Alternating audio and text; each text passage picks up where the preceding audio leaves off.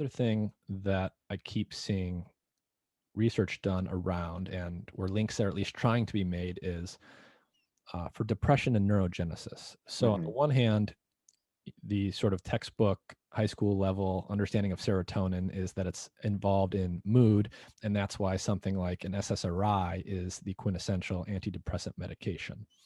And I know that there's links as well between neurogenesis Hmm. and mood and depression. So what is neurogenesis exactly? And what is the link between potentially psychedelics and neurogenesis Hmm. with the 5-HT2A receptor? So neurogenesis is the process of when you have new neurons growing from neuronal stem cells in the brain. And it was really not thought to be happening in the adult brain. Once your adult brain is there, it's done. You've got no new brain cells. And several years ago, they discovered that SSRIs actually cause the growth of new neurons in specific brain regions like the hippocampus.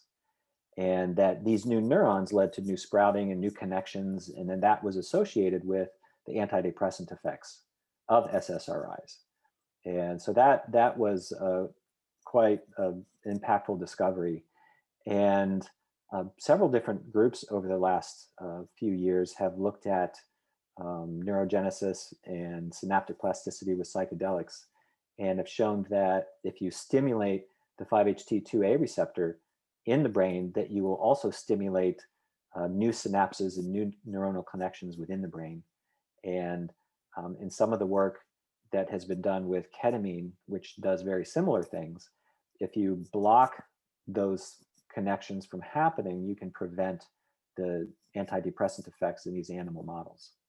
So the current theory is really that ketamine and psychedelics really have this sort of convergent mechanism through a particular cellular pathway to increase synaptic density and growth in specific brain regions that are producing this antidepressant effect. Gotcha. So the idea is, you have something like ketamine, which mechanistically it works very differently than something like Right. psilocybin, and yet they both seem like they might have these antidepressant effects. This might be linked to neurogenesis.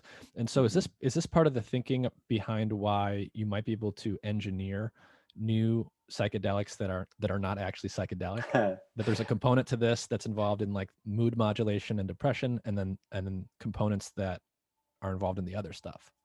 Right, right. So obviously, if you have a new antidepressant and you've got your grandma who is very reluctant to take a psychedelic, Hmm. she's depressed. If you could come up with one that is not psychoactive but would have the same sort of synaptic increasing effects, then you could make it into, say, an ordinary medication that you could take that wouldn't be having these behavioral effects.